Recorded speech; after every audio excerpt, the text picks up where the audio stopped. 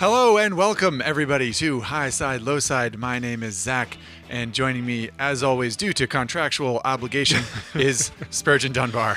Hello, wild internet podcasting world. How's everybody doing today? Hopefully, I'm not here just by contract. Let's just make that clear. I'm here because probably best part of my job is getting to talk to you on these episodes. Oh, geez, you're gonna flatter everyone you. with yeah. Holy moly, jeez, I didn't know we were gonna start off with such warm fuzzies. To get right into it, there will be no guest today, everybody. You're just stuck with the two of us for the remainder of this podcast. We'll do the usual T-shirt giveaway, a run through the news real quick, and then into the meat of this podcast, which is the Motorcycle Dating Game Beginner Edition. We'll explain what that means later. I promise. But it's going to be fun. Thought this through. It's going to be fun. And I will say this. We're going in blind, Spurge and I, basically. So that's the fun teaser. We don't really know what the questions are going to be in this dating game any more than you do. So looking forward to that. But before we jump into T-shirt winners, of course, a quick word from our sponsor, Motul. So the Dakar Rally wrapped up in mid-January, and it's an important note that in addition to sponsoring High Side, Low Side, Motul is a major partner of the Dakar Rally. And what's really unique and important here is not only do they, make sure that the bikes all have oil and the trucks all have oil in them, they also have a mobile racing laboratory truck that travels to each camp, and they actually perform tests on the oil as the rally is happening. And really what this allows them to do is get real world feedback of their oil being used in extreme situations. The benefit here for you, dear High Side, Low Side listener, is that they're constantly, updating, their engineers are constantly updating the formulas in which their oil is made from, so that your adventure bike or your street bike gets the best performing oil possible. And frankly, as someone that likes to beat the snot out of my off-road and adventure bikes off-road as well as on the street, I think it's pretty cool that, Motul goes as far as they do with their testing and their redesign. So just a fun little fact for those of you that were following the Dakar Rally this year. Yeah, fun fact Friday. In the off chance that you're listening to this on a Friday, then it's Friday. Yeah, I mean it's a nifty thing they do. Practical testing is pretty smart, right? They're going to supply oil and to these machines that are whipping across desert and extreme heat and stuff like that. Might as well go see what's happening to the oil, what's going wrong with it, so they can try to fix it. And apparently, what's pretty Makes neat sense. is that they kind of, when I was talking to Motul about this, they likened it to taking a blood test from a human being to figure out if they have any, sicknesses they should be aware of. And they were talking about their engineers and their racing laboratory is actually so sophisticated. In some cases, they can spot, early symptoms of major mechanical problems before they happen, which in, a racing situation allows potential breakdowns to be addressed before they become potential breakdowns and you're getting your, motorcycle helicoptered out of the desert. So Indeed. Well, two tips of the cap then to Motul. One for the practical research in the Dakar Rally, among other places, and of course for supporting High Side, Low Side. That's awful nice of Motul to do both of those things. Speaking of supporting High Side, Low Side is now going to support you, dear listeners, Yes. with some T-shirt giveaways. Now, remember, if you want a chance to win a T-shirt, you want to go ahead and leave us a review on Apple Podcasts. We actually just broke 1,000 reviews, which is pretty awesome. And I think as of the last episode, we hit 1 million downloads. So pretty cool there too as well. Yeah. The one thing I do want to note before, Zach, I'm going to let you go into the first winner, is that on Apple Podcasts, if you're leaving us a review, you will note that we have an explicit rating. I would just like to make a comment that we do make an effort to, one, watch what we say, because we understand that you might be listening to this in a vehicle with a small child, or maybe there's some, younger kids that are really into the podcasting world of motorcycles as well. But if in the off chance something does slip through, we do make an effort to edit our podcast as well. And again, we do this to be mindful of some of the listeners that have written in and said that they do listen with their kids in the car. Trying to be family friendly here, kids. Yeah. So just ignore that explicit rating from Apple. For what That's right. Everything we have to say is perfectly wholesome. Anyway, speaking of wholesome, winner number 1 of the T-shirt this time comes from random nickname 1435768. Seems like a bit of a keyboard masher. The review title is "Reluctant Girlfriend" here, which is with an exclamation point at the end. Caught our eye. Reluctant Girlfriend writes in to say. She is writing this review because her boyfriend loves the podcast, and she is forced to listen to it every time they're in the car together driving from the outskirts of the city they live near into downtown, and that he loves staying up on motorcycle-related stuff. And she even admits to having some fun learning about motorcycles that she, doesn't know much about and never really wanted to, it sounds like. Anyway, it's a very sweet gesture. It sounds like Reluctant Girlfriend would like to get a T-shirt for her reluctant boyfriend, I assume. So please do, Reluctant Girlfriend, send in your mailing address and preferred size. This will be so you're listening right now with Reluctant Boyfriend and Girlfriend are listening together, and she has a decision to make. She can select the size she wants or the size that he wants. I'm going to take the decision out of their hands. I say we send them both a T-shirt. I mean, come on. I love it. In the spirit of giving, we've just got our T-shirts restocked, by the way. So if you're listening to this and you're someone that's sitting there shaking your fist angrily at the air saying, I've never got my T-shirt, T-shirts are back in stock. They make great birthday presents for the people in the office that you really don't want to talk to ever again. And they are they're great ways to show support of the podcast. So high side, low side T-shirts are back in stock. And as far as Reluctant Girlfriend goes, we can send both boyfriend and girlfriend some free T-shirts. I have a prediction that we'll get an email from her, and she'll say, "No, one's fine. Actually, you can keep the other one." Anyway, moving on to winner number 2. Spurgeon, I'll let you take this one because it's about KTM's, and also because I don't want to try to pronounce the name. Oh, come on. It's Jaeger Dice. I think you did a great job. Yeah, Jaeger Dice. I like it. Jaeger Dice. I've drank enough Jägermeister in my day to know that first word is Jaeger. Jaeger Dice. Yeah, I'm sticking with Jaeger Dice. Jaeger Dice writes in, the review title is KTM Man in the Harley Camp. And he goes on to say, as the title reads, I work in the parts and sales department at a local Harley-Davidson dealership here in Maine, and I am a proud KTM 890 Adventure owner, much to the disappointment of my superiors. Well, regardless of whether or not your superiors are disappointed in you, here at High Side, Low Side, we couldn't be more happy for you. We're quite proud of you, Jaeger Dice. He goes on to say that he is the only guy still riding actively to and from work, even in the cold Northeast winter temperatures. Your show is in my earbuds while I try to stay busy and entertained during the slow season up here. Keep it up. So he goes on to sign his name as Tony. So thank you to you, Tony. What I will say, and this is something that Zach and I were talking about the other day, because Zach was telling us that he was going to have a hard time recording the podcast because it was cold out in the morning. And I said, Zach, you live in Southern California. How cold could it be? And he actually went on to inform us that it was in the high 30s, I believe. And he wore a little blanket over his lap to keep him warm while he's out there recording.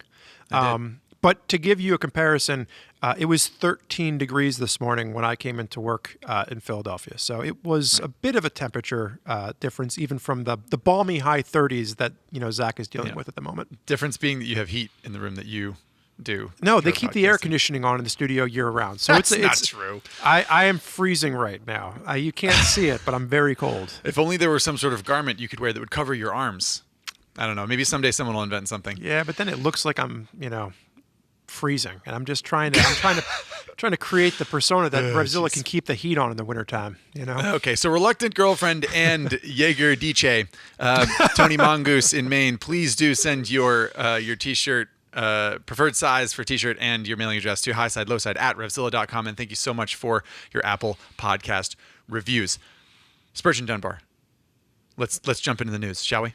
Let's get into the news. So you've heard us talk about this before on High Side, Low Side. It was one of the things that I talked about as far as events coming back in 2021. Revzilla has announced its dates for Get On Adventure Fest in 2022. So this one is a bit, self-serving, if you will, as far as we're creating this piece of news. But the important note here is that Get On Adventure Fest now has 2 different locations for the new year. So there is going to be the first Get On Adventure Fest, which is going to be done in partnership with Rawhide and their location in the Mojave Desert. And the dates on that one are 4/21/24, or 4/21 through the 24th. So April 21st through the 24th.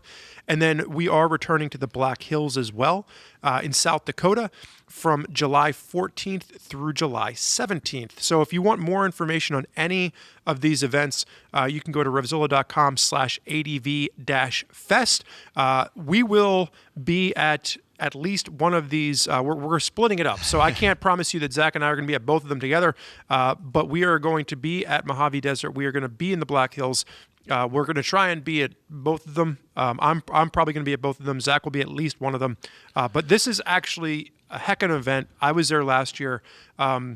Before we started this podcast, Zach was saying, he's like, I'd really like to come to these this year. Can you please, can we do that so I don't have to go work and I can actually come and enjoy this? So I would like Zach to come. I'd like Ari to come, and Brandon and Jen, Patrick Garvin, the whole crew, because frankly, it's 3 days of off-road riding on big adventure bikes, and it's a heck of a good time. Spurgeon Dunbar wouldn't miss a chance to ride an ADV bike.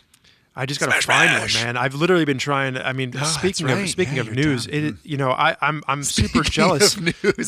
You guys, let's talk about Spurgeon's garage. No, I'm super jealous. So we were just reading old Tony Mongoose's comment about riding an 890 in Maine, and we're going to get into this a little bit later in the podcast when we're talking about like prices of used bikes a little bit with trying to find some of these for beginners. But I was shopping around, and people are asking exorbitant prices. There's a guy that actually works for Revzilla that posted in our little chat room that he's selling his Tenere 700 for like $13,000, and it's got like 6,000 miles on it. I was like, it doesn't seem accurate. But I guess if you can't buy a new one anywhere, then the used market all of a sudden continues to go up in price. So True enough. Another great segue. Speaking of mid-sized adventure bikes, Spurge, you wanted to talk about a certain Italian one, did you not? Well, this was just a piece of news that Zach and I saw come across the plate, and I don't think that we've covered this on Common Tread yet, which is interesting because we're normally, leading the way. Yeah, but MV Agusta CEO confirmed that they are going to be releasing a new 950 triple range of high-performance bikes, one of which will be the 9.5 ADV. I think that's what they're going to call it, the 9.5 ADV bike. I don't know. Maybe they'll come up with a better name. Something like the Brutali adventure bike or something, based on what MV Agusta is doing. The one thing I just wanted to throw out here is that if you haven't seen pictures of this thing yet, Zach, what would you say it looks like? There's some strong Africa Twin vibes coming off the ADV 9.5. I think, to be fair, this motif of the sort of like Dakar style ADV bike, Honda gets a lot of credit, I think, because it was 2014 or something, maybe that bike came out to 13, 14 or something like that. It's been a while. Anyways, the point, better part of 10 years since the True Adventure concept debuted. Damn it! Now I want to know. It doesn't matter. It doesn't matter. Whoever's listening has the internet in their pocket; they can look it up. The point is, the Honda gets a lot of credit for kind of like not starting this trend, but like the Africa Twin, the first gen Africa Twin, really did have kind of a different and handsome look about it, I feel, and now it's all the rage, right? You got that Ducati Desert X, you got the Husky Norden 901. Lots of bikes are sort of leaning in this sort of like quasi vintage Dakar look to them and leaning into it hard. What's the new the new Ducati? Did you mention that? Desert X. Yeah, which is also a cool looking bike. They all kind of they're all reaching for this sort of like original Africa Twin or Cagiva Elephant kind of look, and or Honda Transalp or something like that. They're cool. I think they're cool looking bikes. So I'm not blaming MV for sort of like following that trend, but it definitely has a miniature Africa Twin vibe to it. So I did not look on the computer, but this was bothering. This is bothering me because I bought my Tiger in 2015, and that was the year that they redid the Tiger. And I remember that the Africa Twin came out the year after that. So I think it was 2016 that the Africa Twin came out. No. I'm gonna look it up right now. You want to make a gentleman's gamble before you look it up? No, I'm not gonna take your money. Come on, get out of here. 2016 is my guess. Tell us what it is. Well, to be clear, I was talking about when they debuted the True Adventure at EICMA. When they debuted the True Adventure at EICMA. Yeah, so I think that was the concept. Oh. Yeah, the first year of production was 2015. It looks like that makes 2015. sense. So yeah, it was December 2014, I think, when we first rode one. Anyway, so Pointy and Spurgeon's wrong, and I was right-ish. You said 2013. I don't know. 2014 still sounds off to me. I'm going to do some more research on this before I hand over my money. All right. So the final note here, Zach, you wanted to talk about the Tokyo Metro Emergency Motorcycle Corps. Well, I believe this was producer Chase that found this story, which I thought was very interesting. There's not a lot to it, but just an interesting little note that that after the destruction of the earthquake in 2011, it was 2011, right? The one in Fukushima, or the earthquake in Japan. I think it was 2011. We don't need to argue about years anymore. It was, yeah. So yes. I kind of slyly looked over at Chase, and I just got a thumbs up.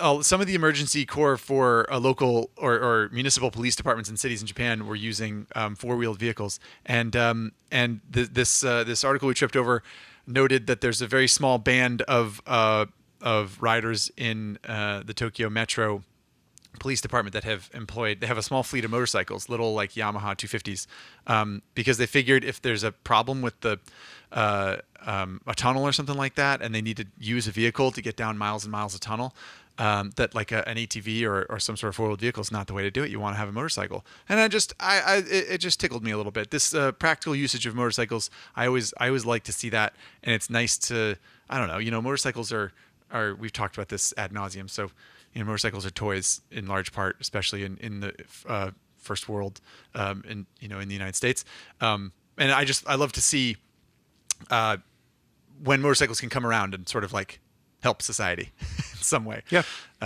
So anyway, just a fun little story there, and it's not like motorcycle police bikes are new, but an interesting application of them, if nothing else. Yeah, I know when I was living in Whittier, I was teaching at South Whittier Middle School. Which is right near Tokyo, for you guys to know. Nowhere near Tokyo. Nowhere. Right near Zack. It's in Southern California, closer to Zack than Tokyo. But the police force there would use little like KLX 230s that were outfitted, and that's how they would patrol the bicycle paths, because there was a really big stretch of like a running path that connected a lot of the different communities, and at night they would use these little dual sports to go back and forth in the path, and make sure that walkers and runners and bicyclists were safe from the the crime. So safe from the crimes. The crimes. Yeah. Well, I learned something here today in the news as well. All right. So, shall we dive into the motorcycle dating game, Spurgeon Let's Dunbar? get into the motorcycle dating game. So, as the name explain to the ladies and gentlemen how it's going to work. Yeah, exactly. We are going to do this, and this is the beginner edition. So, Zach and I get inundated with a lot of questions, and not just Zach and I, Ari, Brandon, Jen, Patrick, Andy Greaser. We do a lot of Instagram lives for Revzilla. On Wednesday afternoons, we get together, we sit around, we have a drink, and then we take turns, talking to the audience. And one of the biggest questions we get is around what kind of motorcycle should I get? And we get it from experienced riders that are saying, hey, listen, like I've been riding for 10 years and, I'm looking at these two bikes. Which one do you think I should get?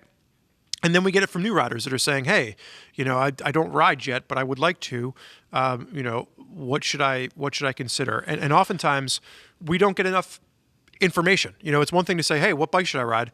But, I think for Zach and I, we love answering these questions, but we need some background. We need some, just outliers as to like what you're thinking, what kind of riding you're trying to do. So for the motorcycle dating game, and if this is something that you, the audience, enjoy, we can do it with future segments, but this is going to be based on beginners. we've reached out to create some personas of people, right? So we Producer reached out, Chase reached out. Yes. And who did he reach out Chase. to, Zach?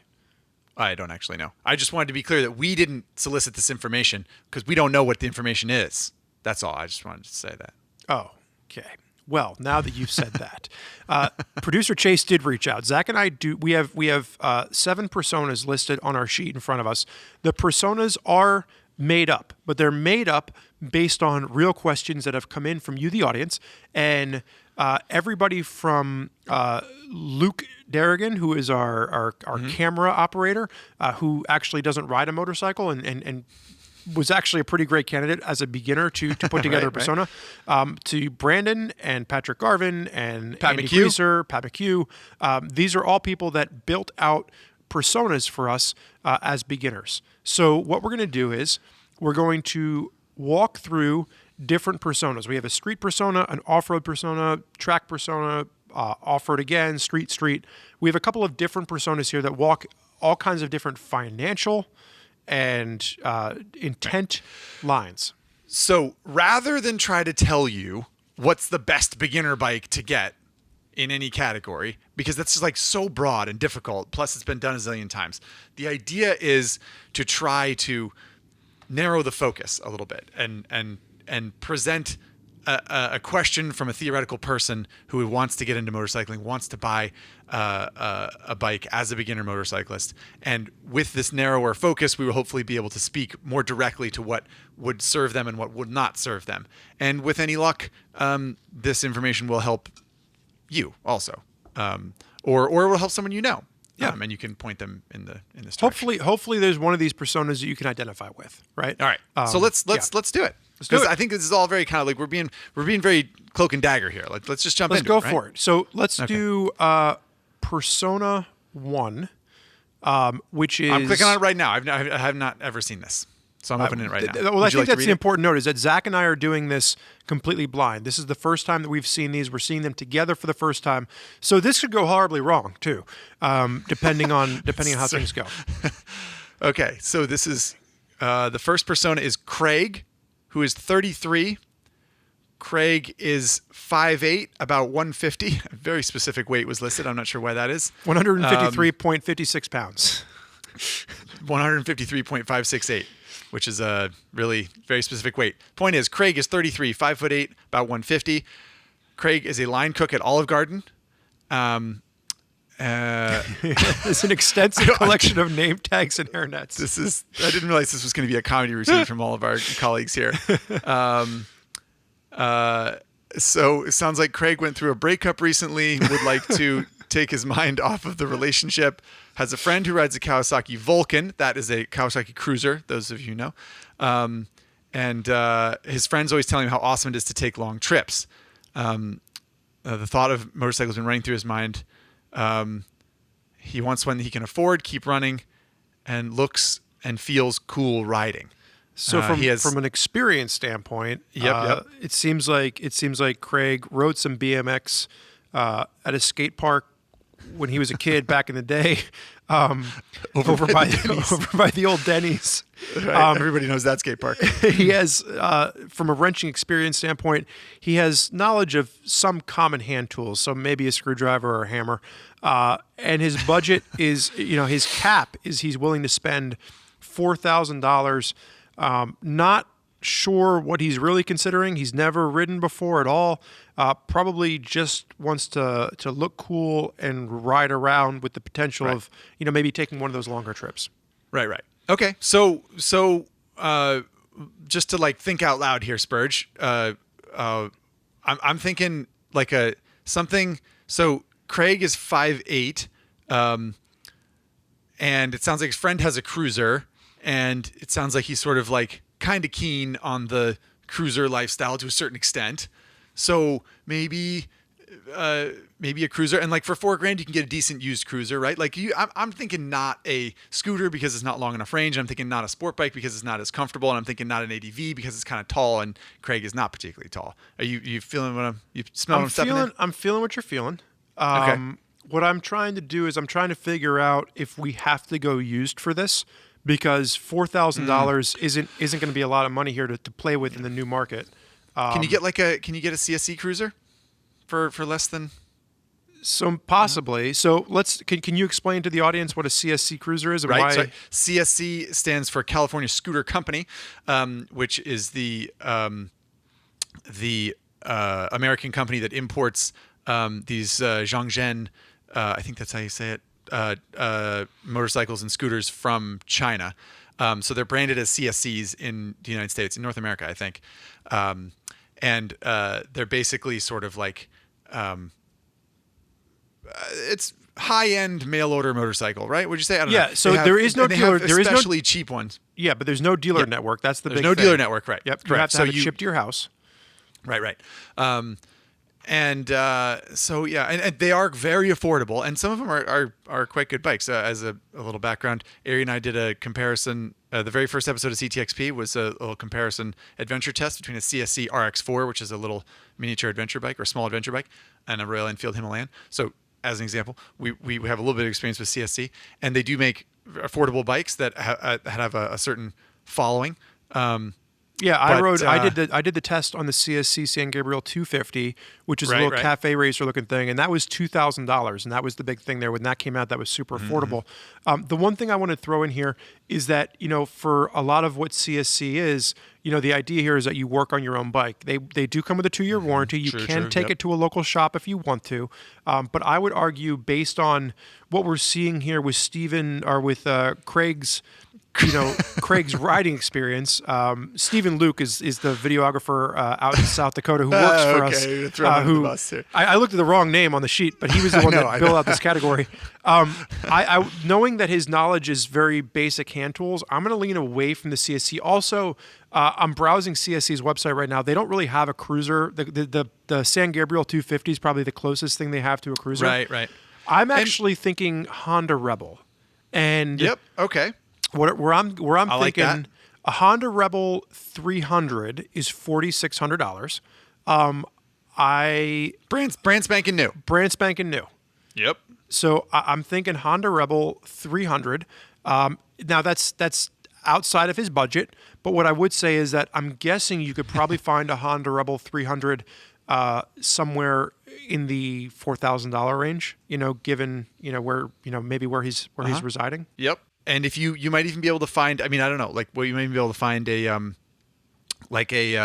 Rebel 500, a late model Rebel 500 used or something like that. But it might be kind of expensive with the market these days. I don't know. Let's break this down for a second, just so the audience understands this. Because let's again, part of this game is, if you are a beginner rider, we want you to understand what Zach and I are talking about. So the Rebel is a small little cruiser bike, beginner friendly, from Honda. Mm-hmm. They're available in two different versions. There's a single cylinder 300, and then there's a parallel twin 500. And Correct. I think a lot of times people get confused with the numbers and displacement. Both of these bikes are very beginner friendly. Both of these bikes are relatively the same size, despite the fact that there's a number difference between the two. The 500 is probably just going to be a little bit more comfortable for someone like Craig, who might want to do some longer trips. I agree. I think that's very astute. And then, of course, for a little bit of history, the Honda Rebel, the Honda Rebel 250 was a bike that they made forever. It was the same from the mid 80s until the 2000. From the time Lance started his career in motor journalism to however old Lance is now, that's how long they made a Rebel 250. Right. So that's a sort of long-standing kind of like stalwart bike. But I agree that I think a Rebel 250 or even a Rebel 300 is maybe a little bit small for Craig. And I think no, because realistically, he's 5'8", he's 5'8", and he's 150 pounds. It's totally reasonable. I just think for the.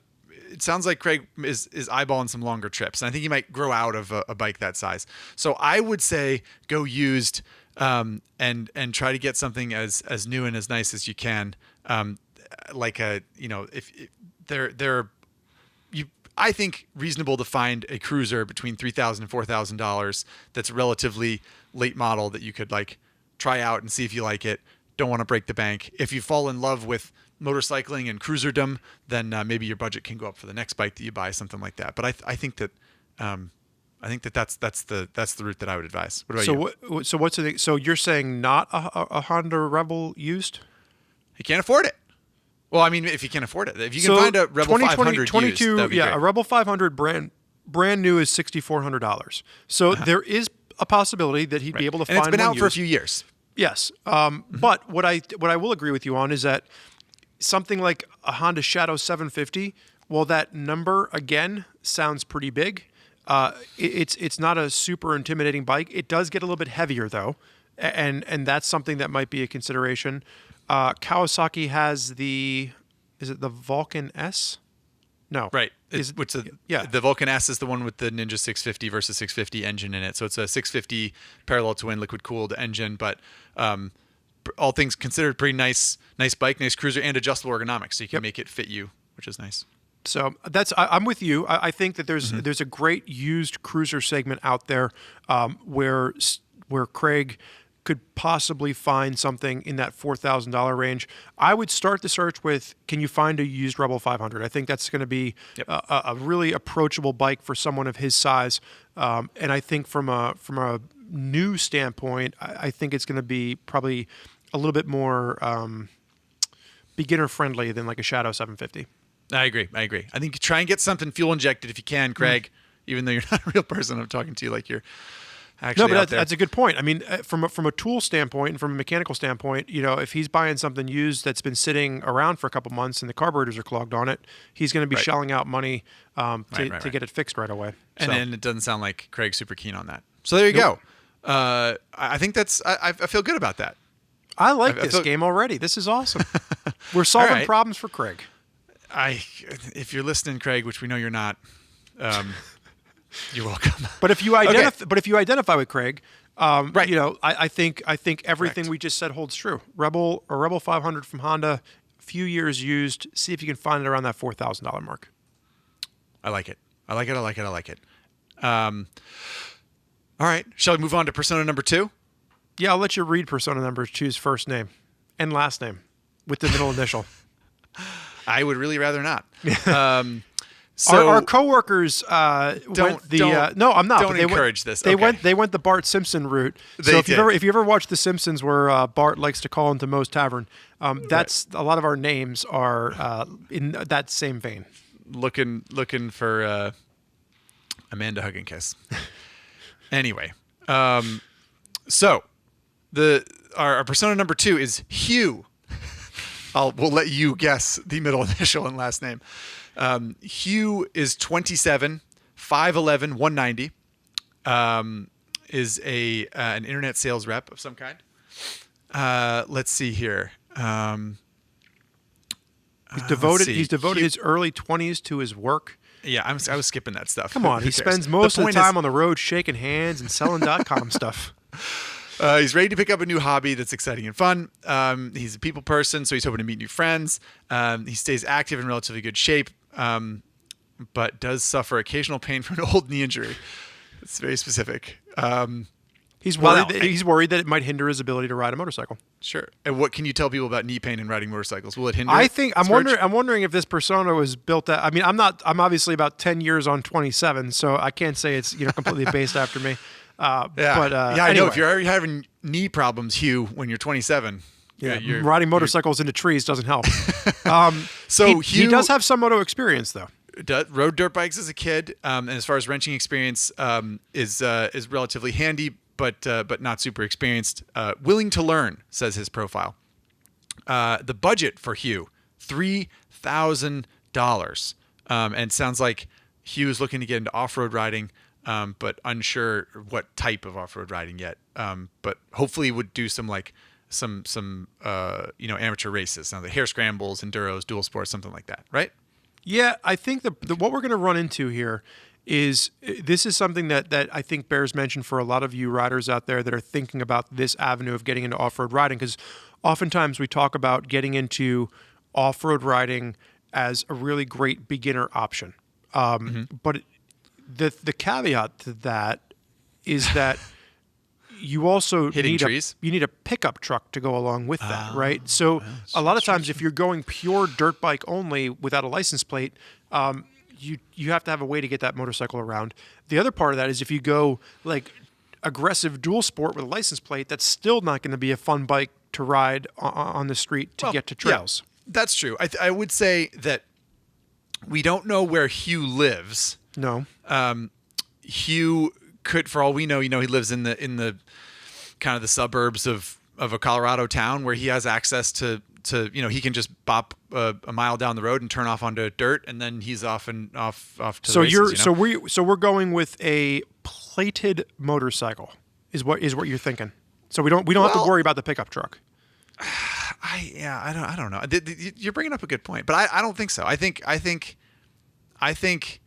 it sounds like Hugh is most interested in riding off road. So whether the bike has lights and a plate or not, and whether or not he has a pickup truck or not, that's what he wants to do. So I think a plated one makes sense because then he can bop around town, and if you so happen to live in a place where you can access dirt roads or trails, they're reasonable close to your house, then you'll be able to do that. So I'm going to go, the fact that he's a .com sales rep, I'm going to assume that he spends some time on the road riding around. Because of that, I'm assuming he has a fuel-efficient vehicle, mostly a Prius. So I'm assuming he doesn't have a pickup truck. And because of that, and he only wants to spend $3,000, I'm assuming he doesn't want to drop $20,000 on a pickup truck and then $3,000 on a clapped-out dirt bike. So that's my reason for going with a plated bike. I think that a plated bike allows him to be able to ride to the trailheads.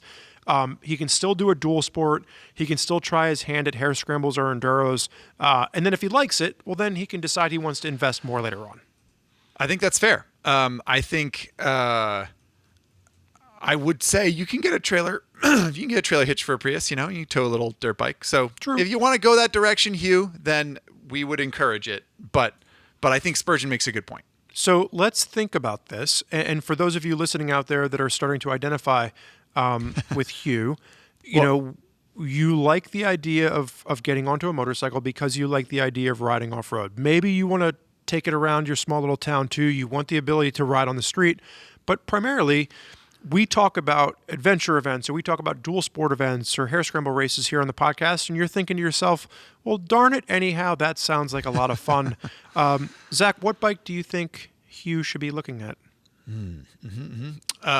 Quick reminder, Hugh's 27, 5'11", 190, $3,000 budget, wants to ride off-road. I'm gonna go with some sort of Honda CRF, right? I'm thinking, can you get a plate for a 250X? A CRF 250X? See, this is where it gets really weird, man. Like, we don't know where Hugh lives. I don't know where Hugh lives, and honestly, I would rather keep this. Before we start recommending that, our beginner riders start sending their registration to South Dakota and everything that entails, I would rather say that we should probably pick a bike that comes from the factory with a license plate. I think that's probably playing it fair. safe. And in that case, a CRF 250L or a CRF 300L is not a bike I would recommend because it is very, what's the word I'm looking for? Lethargic. Soft. Yes, soft, right. Lethargic, not aggressive. But Hugh is a beginner though. Did ride dirt bikes as a kid, but does have a knee injury. Is kind of getting it. You just don't think a CRF. I think he'd be bored. Okay, I think he'd be bored as sin on that bike. I'm going to go with off the top of my head. I'm going to go with a WR250. Nice. Yep. A little bit snappier. So WR250, same displacement as the CRF250, but the WR has a lot more punch from the engine. It's like slightly more aggressive, small dual sport dirt bike. They're a lot more expensive new though. Well, what I would say is that, but they've been around forever. You have to make sure we're talking about the right one here too, because there's a non-plated one and there's a plated one. We're talking about a W250R, which WR250R. WR250R, which is the plated version. Now they did stop making this bike, I believe. So we're definitely talking about used. But for $3,000, we're talking about a used dirt bike no matter what. Absolutely. Basically. Yeah. So new, this was a bike around $6,500, $6,600. So I'm going to say that now, and again, Hugh, or those of you that identify with Hugh, it has been a wild and wacky world for dual sports, especially as far as prices are concerned. So finding a used WR for $3,000 while 4 years ago was, easy peasy. it might be a bit more difficult right now, but I think that's going to be your best bet in finding something that is affordable and something that can handle dual sports or an occasional hair scramble or something like that. That's my pick. Right. I think it's a good pick. I think finding am I crazy? It feels like finding a WR250R in good shape for $3,000 is going to be a little tricky. So he's handy. He's willing to learn. So as far as his wrenching and mechanical experience, so hopefully he can find one that's a little bit clapped out then. I mean, like I'm not thinking he wants to get one that's destroyed, but like maybe the carburetor is a little bit clogged up, and he can get a Haynes manual and learn how to clean the carburetor. Watch some shop manual episodes with our friend Mr. Henning, change some tires. Put a new set of tires on, new wheel bearings, things like that. The other bike that would be an option, and it's important to note here that when I say this, I'm not talking about a new one. So Kawasaki makes a bike that's a KLX 250S, I want to say, or 250R. It's the older one, not the one that they make right now. Because now there's like a 230L, but for many years up until, and they might still make a 250. I think they do, but I'm talking about getting one that's a few years old. You might have an easier time finding a KLX or KLX 250. I'm going to look this up because it's going to bother me. But the KLX 250 is only slightly more aggressive than the CRF 250 that you recommended against, though. I'll say that. And it's not as good a street bike. You think so? I think the KLX 250 is more in line with the Yamaha, if I'm being honest. I disagree. I remember specifically doing a test between 4 small dual sport bikes a number of years ago in the era that I believe you're talking about this KLX coming from. And it is more aggressive than the CRF 250, but not by a lot. It's not. I don't think it's like a WR 250. That's my recollection anyway. It's somewhere in between. But either way, somewhere in between. You wouldn't want to race it, I don't think. But I do think I still think that the CRF 250 is not a bad place for Hugh to start. But we don't know how aggressive Hugh is. Yeah, I completely disagree with you on that one. I think it's just that like too soft. He rode dirt bikes as a kid, man. This guy was out there, ripping berms as a child. Yeah, that's true. He did put aggressive in his profile as well. Did. Yep. So yeah, you're talking sense, I suppose. I cannot find a price on a new KLX 250. I just want to see what they're going for now. Yeah, fair enough. We'll try not to make this a podcast of us looking at the internet and talking you through what we find. But I guess to circle back, Hugh, and in conclusion, so we can move along here, Hugh, as someone looking to get into off-road riding and wanting to be a little bit more aggressive, I would say a 250 or 300cc 4-stroke dual sport bike with lights and blinkers is the route to go, and something from a reputable brand that you'll have a good dealer network and you'll be able to get parts for and stuff like that. Because if you're new to motorcycling and you're going to ride around in the woods, or you're even going to do an amateur hair scramble kind of thing, you're gonna break some stuff. I feel like on the bike. That is not on you. Hopefully that knee injury doesn't get exacerbated. Well, off to the races, Hugh, literally and figuratively. Keep that knee healthy. Would you like to take persona number 3? Sure. This is a sport track persona. What's the person's name? I don't know if this is something I shouldn't say. It doesn't. His name is George. His name is George. There's nothing wrong with that. I know, but in fairness, so this is one that our very own managing editor of Common Tread, Lance Oliver, put together for us. So I would assume that it's not a dirty name because George Colton sounds very wholesome. George is 35 years old, 6'1" and 175 pounds. He's a tall individual, kind of lanky. How dare you? You don't consider you weigh like 220, don't you, or 210? Like you're not like a beanpole. Let's stay focused here.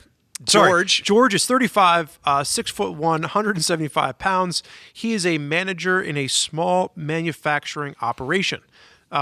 despite his considerable off-road experience, George has never owned a street bike, but some of his coworkers are avid track day enthusiasts, and they're constantly telling him how much fun he's missing out on. He is intrigued, and he thinks he'll enjoy it, but he wants to buy a used motorcycle just in case he decides it's not for him. He doesn't want to get hit with that depreciation. Smart. He'd like He's in to management, this guy. What'd you say? He's got upper level management written all over him. Serious go-getter. Like to be able to do some street riding too. So his focus, while it is for track days with his buddies, he does probably want to get a bike that's not just a dedicated track bike. He wants to be able to have a license plate on there, and he also needs to buy all the gear for a track day. So, and he doesn't want to skimp on quality gear. So that's going to put his budget somewhere right around a total of $9,000 on all gear and a used motorcycle. So this is actually interesting in the fact that we're talking about the gear, which makes sense considering we're talking about track riding. What's his motorcycle experience, Zach? Rode dirt bikes as a kid, did George. Then switched to high-level amateur ATV racing. Interesting. Very interesting. I did not see that coming. Sounds like a Midwesterner. Yeah. Mechanical experience, comfortable working on and maintaining his machinery. So not intimidated by spinning wrenches here and there, which is good to know, because wants a used bike, and if thinking about taking it to the track, then again there's a high likelihood that you have to replace a lever here and there.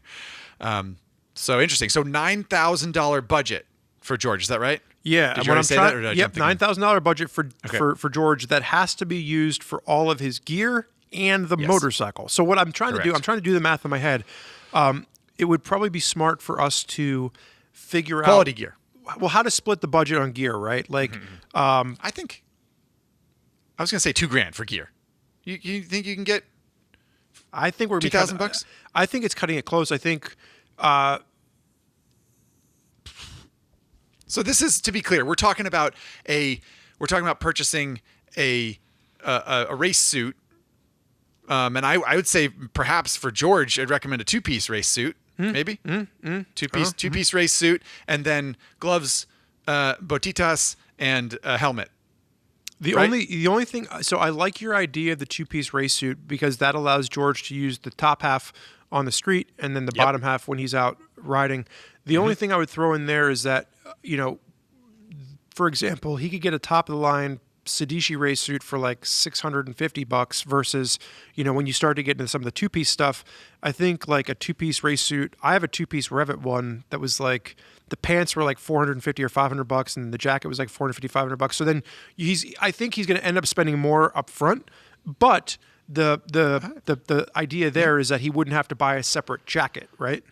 Correct. Yeah. And I think if you spend $900 or $1,000 on a 2-piece suit that you can do at a racetrack and on the street, and then you've got $1,000 for a helmet, gloves, and boots, that's reasonable, right? So so everyone out there, if you're listening, you're a beginner. To get to the track, you have to have the right gear. There are certain safety inspections that happen at a racetrack, and you are allowed to split. Instead of having a 1-piece track suit, you can get a 2-piece suit. And what that is it's a leather jacket with a zipper around the bottom, and the zipper actually zips together with a pair of leather pants. Right. And we should be clear that some track day or racing organizations do not allow 2-piece suits. So there's some nuance there. I know that I've gone to track events where they've said like no 2-piece suits, which for racing or for just a track day. I don't remember. The point is, we don't want to say in all cases you may go to a racetrack carte blanche. You just look up the regulations of the club you're going to or the event. It sometimes people have different rules. That's fair. But That's fair. I do think for a person who's new to it and wants to ride on the street and ride on the track, I do think a 2-piece suit arguably makes sense. Okay, especially within the budget. Let's budget $1,000 for a 2-piece suit. He's thinking Revit, Dainese, or Alpine Stars. He wants quality. Doesn't want to skimp on quality gear, and those are the manufacturers where I think he'd probably be able to have the easiest time finding a 2-piece race suit. Okay. And then you're talking a few $100. Like you for $100 and something bucks, you can get a decent pair of track gloves, and then for $200 and something bucks, you can get a decent pair of track boots, I would say, or boots that are good for street and track. You know, like sort of a high quality boot. I think. Yeah, I think he's in the $250 to $300 range for boots, and I would say that probably the $150 range at least for gloves. You know, so we're $500-$600 on a helmet then, which is we also need a standalone back protector. Oh, yeah, good point. I mean, like let's say he spends, because I mean, really, if you're going to the racetrack, you want a full length back protector. So that's $150 to $200. His jacket didn't come with a back protector. I mean, most of those jackets do not come with a back protector. You could add the insert. You would know. You could add the insert, which is going to be about $50, or I would recommend going with a standalone. Yeah, For going to the track, you want a full. So let's bump his budget up to $2,500 for the gear just to be safe. What? Okay, fine. $1,000 for the suit. I don't want to talk about it anymore. $250. Yeah. $500 for the helmet. Okay, no, you're right. Let's say a little over $2,000. Let's say $2,200 to be safe. He's spending $500 on a helmet. That sound fair? Somewhere I think there? so. Yeah, I think you can get a decent helmet for $500. So we're talking more to the point here. $6,800, $65 to $6,800 for the motorcycle. Correct. SV650. You were very fast with that. Right? Suzuki SV650. They made 1,004 million of them. You can get parts for them. You can get rear sets for the racetrack. You can outfit them. You'll probably find one that's outfitted nicely with a slip-on exhaust, and maybe you can find tires for it. It'll be easy. It'll be a fun bike to ride on the street if you want to do that. It's a great bike to take to the racetrack, and you can find them for this price range all day long. My gut reaction is to try and find a used Hayabusa. Nice. You really want 1,300 cc's and 200 miles an hour for your first track experience. Yeah. Okay. So SV650, I think, is a good foundation. That's a good place to start. What else you got, Spurge? I think it's going to be hard to beat that. Man, I mean, SV650 is just a classic, iconic beginner track bike. I think also a Ninja 400 would be a great pick. And a good street bike. Good street bike. The thing is, the reason I didn't say something in the 300 or 400 cc sport bike or naked class is that George has experience racing. You know, he raced ATVs. I think, and he's a little taller, right? He's almost 6 feet tall. Is that right? Is it 5'11"? 6'1". Oh, he's 6'1". Sorry, 6'1", 175. A little taller. So I think not that if you're 6'1", you'll fit on a Ninja 400 just fine. Don't get me wrong. But I think a slightly larger bike, he's going to be a little bit more ready for the power. I think he's going to want to grow into it. So that's why I went with sort of the mid-sized twin. I think. Okay. So an SV650, I still think a Ninja 400 would be an excellent option. I mean, a Ninja 400 is coming in around $4,900. Let's say $5,000, and then he'd be able to put rear sets, suspension. Right. You mean a used one? No, I mean a brand new. What's a Kawasaki Ninja 400 run? $5,000? $5,500 bucks. I think. Is it $5,500? I think so. I don't know. You want me to look it up? $5,200. Well, that's for no ABS. For no ABS. No, I'm not going to recommend a non-ABS bike. Is that right? I'm not looking at the website yet, but is that right? Their pricing is so confusing. No, it's so $5,600 for the ABS model. I'm not worried about paying more for a fancy color. So but $5,600 for a brand new motorcycle. And then he'd still have an extra, let's say, $1,500 left over that he could upgrade the suspension to his rider weight. He could, put a set of nicer tires on it. Maybe some rear sets and some. But also for $5,500, you should be able to get a pretty good SV. I agree. Yeah. No. I'm just trying to play devil's advocate because I think your SV650 was a great answer. What about something in the naked bike class? What about going? Like an SV650? Well, so I'm trying to figure out if you mean SV650S or SV650. The SV650S was already a little bit more track focused to begin with. Yeah, no, I wasn't talking about an S. I was just talking about a standard SV because I don't think you need a fairing to go to a track day. To your point, I think you're making a very good point here. What about an MT-07? Yeah, MT-07. It's just not as I don't know. I think an SV just has a little bit better balance right out of the box. But if he's gonna futz with the suspension and maybe like put a different shock on there or update the suspension a little bit and update the brakes a little bit maybe, then yeah, MT-07. Well, I have a question for you. So for our audience listening right now, what generation SV650 in your mind are you actually thinking of? So there's a few, right? There's the first one, which was carbureted, right? Mm-hmm. And then the next generation was that had the slightly more angular bodywork, and that was fuel injected. Is that right? Or And I would argue that's the classic image of an SV650 that most people have in their heads.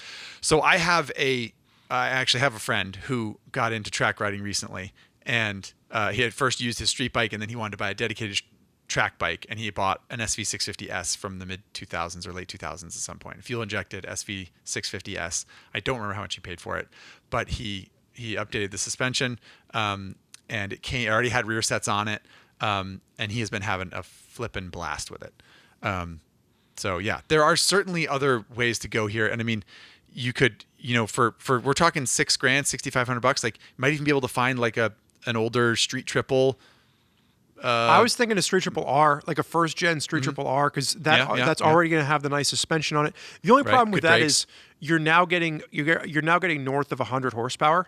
And while I understand that he's got experience riding dirt bikes as a kid and he's done some high level amateur ATV riding, I do think that getting onto a racetrack with a motorcycle is a completely different experience, as is riding on the street. So my mind thought about a Street Triple R, knowing that those bikes hold their value really well. I think he's going to be cutting it close as to whether or not he's going to be able to find a Street Triple R for that $6,000 range, to be completely honest. I think it's stretching it in more ways than one. I think you're right. So I'm gonna go ahead and say that I think for a top pick, for if you are identifying with George, 35-ish, mid 30s, 6'1", 175 pounds, looking to spend a total of $9,000. Zach, I'm gonna agree with you on this one. I think an SV650 is pretty much going to be a top contender, and I would say that if you're having trouble locating an SV, or if that's just not your fancy, then some of those other options that we threw out there, if you want to go brand new, I think a Ninja 400 is still a great option, with a few extra add-ons at the end. And then I think, something like an MTO7, a few years left over with, like you said, a suspension mod and maybe some rear sets is probably going to be another solid option to consider.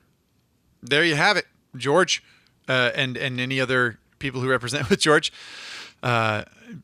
Please do have fun. Track days are a great way to get into sport riding, and you just remember when you're on the street, you're not on the track. That's all. That's all I ask. So I am having a hoot with this. I think we have found a whole new format for discussing some of this stuff, because this is actually really fun, and I love Provided the personas. People don't hate it. Yeah, well, yes. If we get a bunch of angry emails that people hate this, then we're up a creek without a paddle. So kudos to Chase, the producer, for putting this together. We've got more personas to come, but before we get into this, let's take a quick break from our sponsor, Motul. All right. Glad we got that out of the way. We were long overdue for a Motul ad. I think everyone can agree. So we've covered a few personas now. I guess we'll just keep the ball rolling. Do you want to take the next one, Spurge? So this is Alex. Alex is looking for a street motorcycle. She is a pragmatic commuter. That is her title. She's 29. A gal after my own heart. Pragmatic commuter. Maybe you can sell her that scooter you're trying to get rid of, that Aprilia scooter. No, I wouldn't do that to Alex. I would say we wouldn't wish that on anybody. No. Alex is 5'10", weighs roughly 140 pounds. She works in an office. She's in the marketing legal business. Whatever that is, marketing legal business. You really rolled with that one. Alex has a driver's license, but doesn't own a car and seldom gets behind the wheel. Interesting. Lives in a mostly walkable city with okay but deteriorating and crowded mass transit options. She recently moved to an upgraded apartment, but the commute was a downgrade.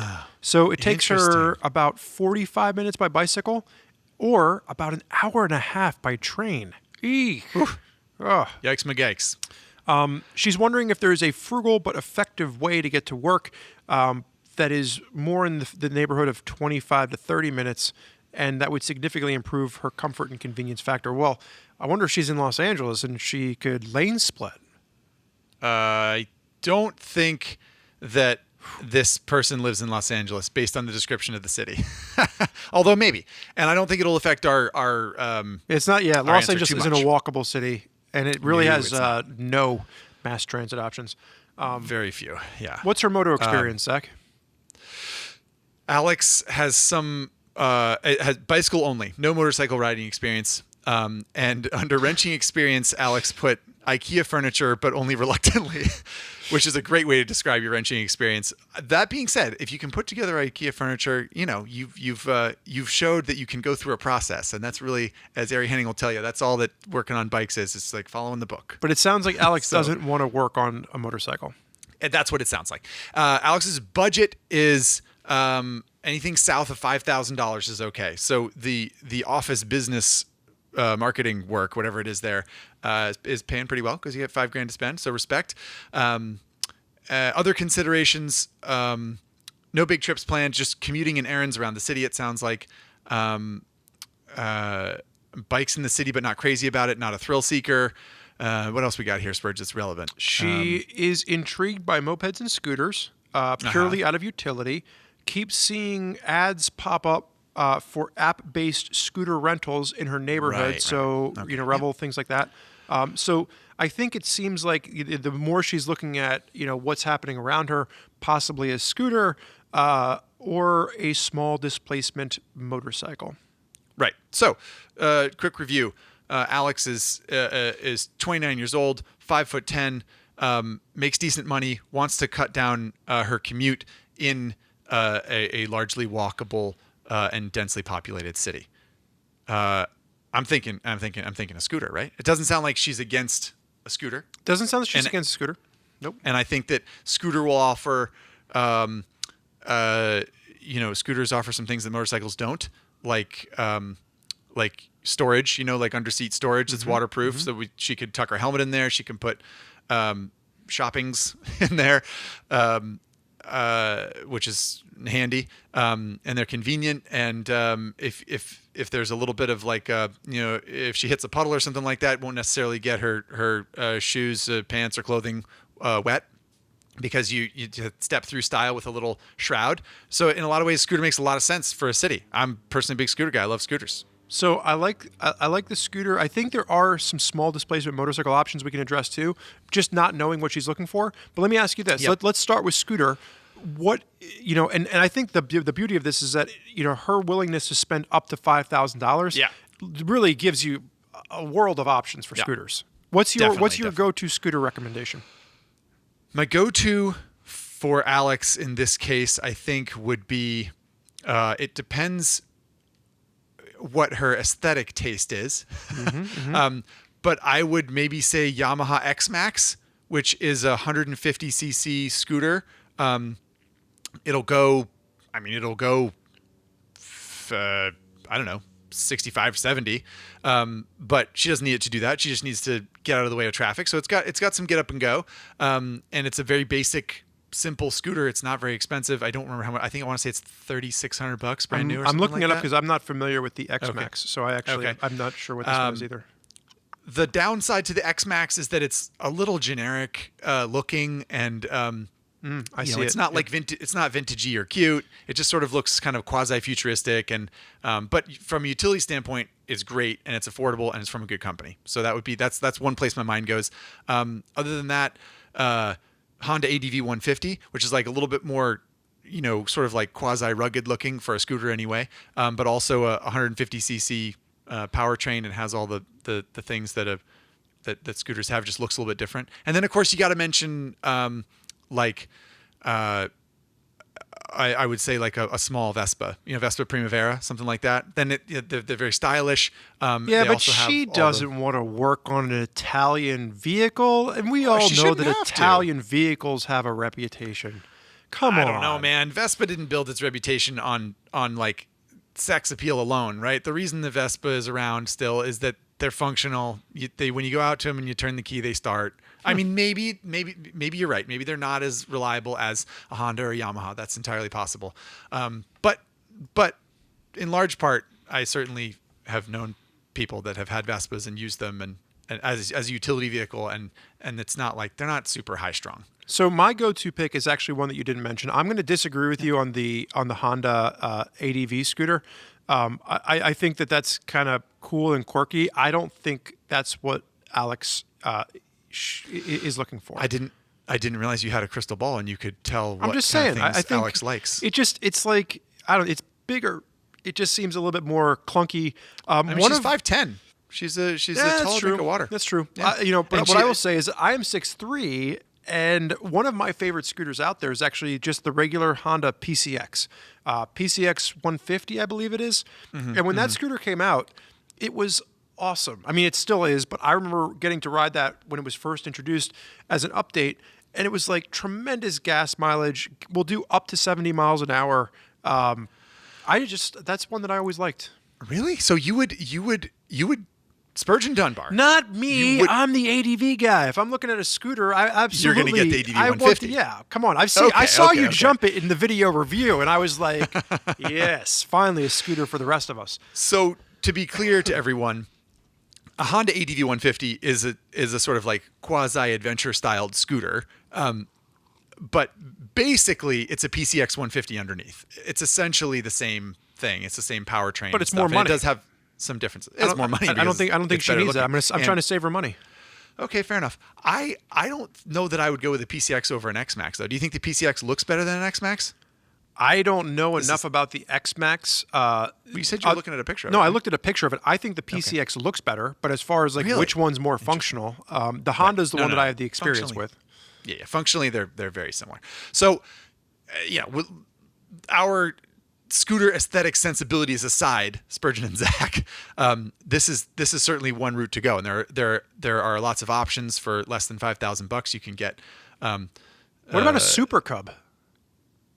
What about a Honda Super Cub 125? Honda Super Cub 125, just for everyone's background, that is essentially the Honda Grom powertrain. It's 125cc single, very simple. It is not a CVT transmission. It's not a twist and go transmission, as all these scooters have been that we've been talking about. It is a 4-speed semi-automatic. So there's no clutch that you have to engage. You just twist the grip to go in first gear, but then you shut off the throttle and you lift on the shift lever to shift into second and third and fourth gears. So you sort of shift, but you sort of don't. It's an excellent learning tool, and it's a great little motorcycle, the Super Cub, and it's beautiful to look at. Hopefully we've been able to put up some pictures of bikes that we've been talking about on the screen. You don't sort of shift, don't.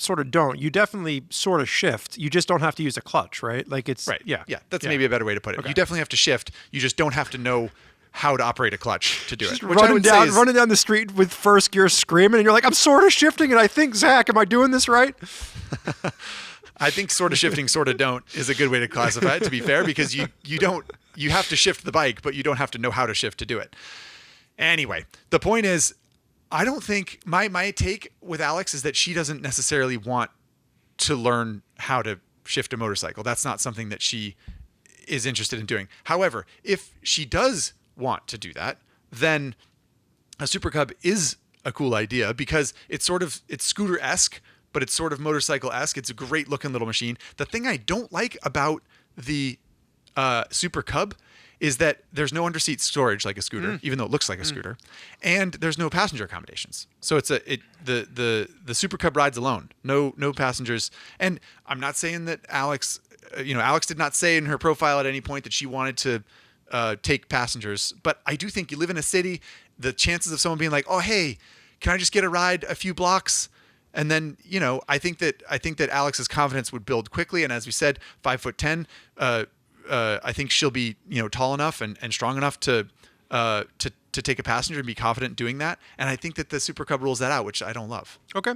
Well, for what it's worth, I think that whether we're looking at the Yamaha S-Max or we're looking at the Honda PCX 150 or the ADV 150, I think those are all excellent scooter options. They're all sub $5,000. They're all great scooters for Alex or anyone out there listening that's identifying with Alex to consider. Right. My question for you, Zach, is off the top of your head, if you had to pick a motorcycle for Alex. Now, again, let's assume that she actually, changes her mind. Someone's listening to this and they want a real motorcycle with a 6-speed or 5-speed transmission that they have to use a clutch on. What's your off the top of your head? What are you thinking? Good question. I know that there is a better answer than this, but I'm thinking Honda CB300R. Okay. Small, very light, approachable, but a full-on, sort of a 7/8 scale motorcycle, right? It's a full-size motorcycle, but it's just very small. And yeah, you'll have legendary Honda reliability.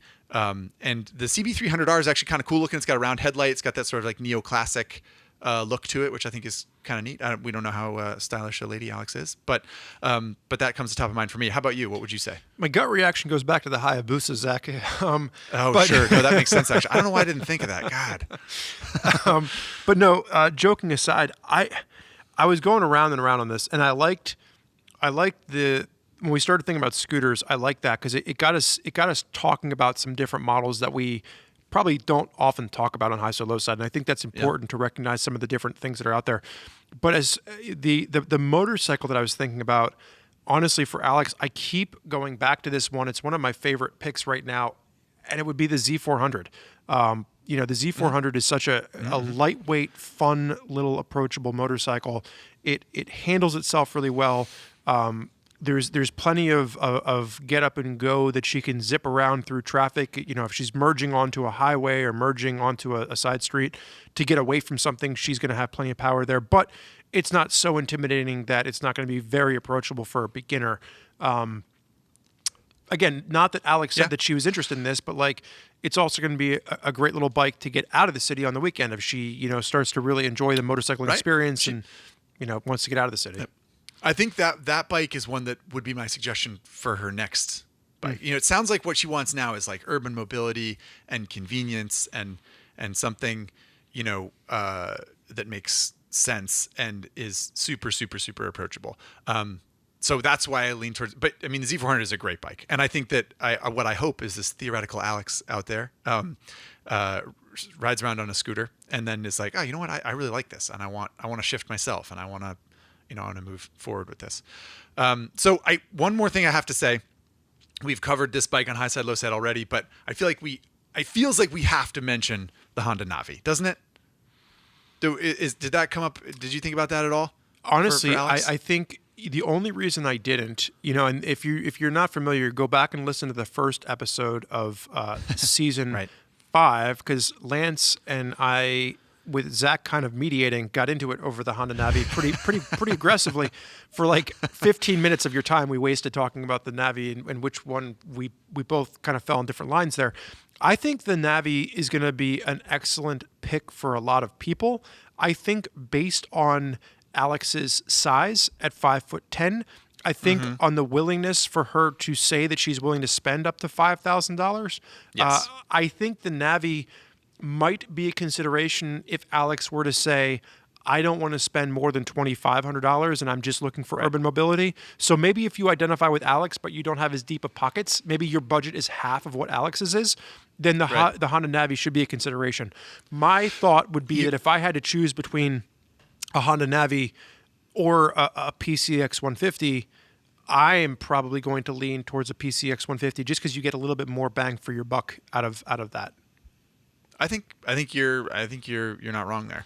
A Honda Navi, in case you're not familiar, is a Asian market bike that Honda has released in North America this year. It's $1,800. It's basically a scooter powertrain. So it's a twist and go powertrain, no shifting of any kind. But it kind of looks like a little Honda Grom. It doesn't look like a scooter. It looks like a little motorcycle with like a gas tank in front of your, between your knees and the handlebar and a headlight. It looks more like a motorcycle, but it does have a little lockable storage compartment on there also. So it's sort of like part scooter, part motorcycle, and it's fantastically cheap.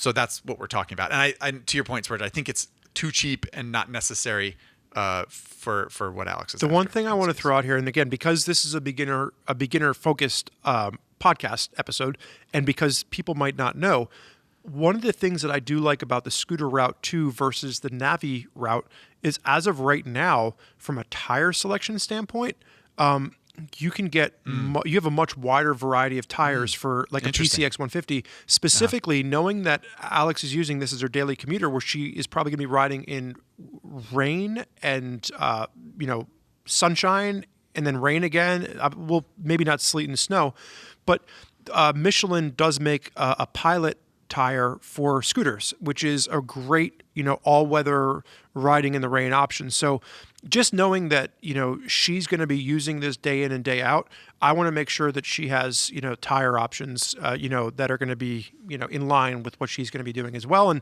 I just don't know what tire options the Navi's going to have at this point in time. Yeah, fair enough. I like it. Okay, well, I feel like we've covered Alex's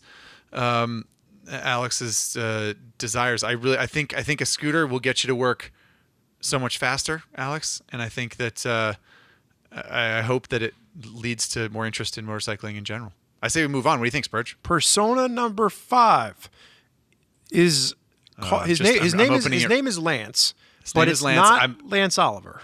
It's not Lance Oliver. His name is Lance. I foresee a lot of excited thoughts from you on this one. Just reading ahead a little bit. Well, we can't give out Lance's name, his last name, because again, one of our fun coworkers, Patrick Garvin, decided to have a little bit too much fun with the last name on Lance, and we can't read that out loud. But he is a off-road ADV rider, enduro with big money to spend. Oh my God, he's 38 years old. Spurgeon Dunbar. 6'7", 339 pounds. This is a big dude. Well, did you see his profession, his previous profession? He is a retired NFL offensive lineman. So Lance at 38, 6'7", 339 pounds, retired NFL offensive lineman. He's a retired professional athlete whose friends are encouraging him to get into the off-road riding scene. He's got plenty of disposable income because of all of the Wheaties sponsorships that he still has rolling in. He's got all the time in the world because he's retired, and it's just free Wheaties money now at this point. And he's looking to ride off-road and get a little adventurous, but is concerned about his lack of riding skills. Right. And to that point, riding experience rode some small dirt bikes a few times when he was a kid, and wrenching experience. Used to change his own oil and air filter on his cars in college, but presumably once he started getting paid, he just had people for that. And Lance's budget, this is insane, is up to $40,000. So we'll just say it's unlimited. Yeah. So Lance is very willing to spend money and has plenty of it, is new to riding, is a large human being, late 30s, and wants to kind of like thinks an ADV bike is what he wants. He wants off-road trips, ADV riding, not sure about it, but his idea is he wants to go ride in the mountains, right? All those picturesque mountain off-road rides is what he wants to do. Right. So, I don't know. This is an interesting one. Maybe you should take this one. I have a couple bikes that come to mind, but I don't know. What do you think? So I am torn here because the beginner rider aspect of me is thinking, he shouldn't be spending $40,000. He should be spending, $6,500 on a KLR 650. He's not going to be able to spend $40,000. No, I mean, but so that's where I am going to say some of this money should go to off-road training. This is something we talk about a lot on high side, low side. Pretty much every persona we talked about today, I would encourage you to use a portion of your budget for training. Maybe if who was it? I don't have all the names in front of me. Before Alex, we had George. And George wanted to do the sport track riding, right? Maybe if George had, got that SV650 for a lower dollar, one of the things I would encourage him to do is when he goes to the track day, pay for some coaching, right? Yep. If you're Alex, the scooter rider, take an MSF course. Set some of that budget aside for MSF programs. And the same thing with Lance. Take some adventure riding schools. So, but more to the point, Lance is a large human being with a lot of money to spend, not a ton of recent motorcycle riding experience. Where do you go? Because in my mind, I'm like, get a big bike. It's fine to get a big bike because you're a big person, but I don't want to recommend 150 horsepower. So I think a Tenere 700 is the bike here. I mean, honestly, okay. I think that he's going to have to update the suspension. I think that I knowing that when I test rode that bike, it doesn't matter what kind of bike Lance gets, he's going to have to update the suspension. Yeah. But I think that I don't want to go too powerful. I think that the Tenere 700 is still a great long distance touring machine. I think that it is something that handles street riding and off-road riding relatively well for beginners. And I think he's going to have plenty of budget left over that if he rides that for a year or two and he does want something bigger and he wants to get into a GS or a super adventure or a Pan America, that he could easily do that. But I think at 6'7", at 340 pounds, he's not having the problem that most adventure riders have, where like the bikes are big and intimidating. He is big and intimidating, and the bikes are just going to have to support him. That's accurate. I'm trying to think of sort of like the biggest, burliest, heaviest, gnarliest ADV I can that has the least horsepower. You know, I don't know. Like, actually, a KLR 650 doesn't seem like that bad an idea. Like, it's a pretty big bike. Like, it's. I don't think it's gonna. I think he's gonna from a suspension standpoint. Well, we already said he's updating suspension. That bike struggled with me on it, and this guy's got 130 pounds it didn't on me. Struggle. Get out of here. For some of the steeper uphill stuff. Like, you were downshifting to get it up some of the steeper hills. So what's wrong with that? This guy's got 130 pounds on me. Like, all right. I'm not sold on the Tenere 700. I think it's a middleweight. You know, it's MT-07 engine. It's that punchy it's about engine. the same size as a KLR, but it just gives it a little bit more power. It's less comfortable though. Really? I think Lance has with nice cars, man. with the tall seat. Because it has a tall seat option. It does have a tall seat option. It's just the wind protection isn't awesome, and the seat is a little like narrower, a little more dirt bikey than some other ADVs. He wants off-road trips enduro ADV. Yeah. I mean, you're making good sense here. I often do. My my inclination is something more like a road-oriented ADV that he can like sort of stretch his legs on. But he's a beginner. And I would say a Tenere 700 is the perfect mix of like beginner, off-road, friendly, yet on-road able. Like, what else are we thinking about? We think about an F850 GS. We're thinking about Tiger 800 or Tiger 900. I mean, with his budget, we can go all brand new bikes. Yeah. Well, he can get 2 or 3. And maybe he should, come to think of it. You know, maybe you get a dirt bike if you want to ride dirt bikes, and then you get an ADV bike for the sort of like more gravel road touring kind of thing. Maybe that's what we would recommend. If that's the case, then that I would say Honda 450L,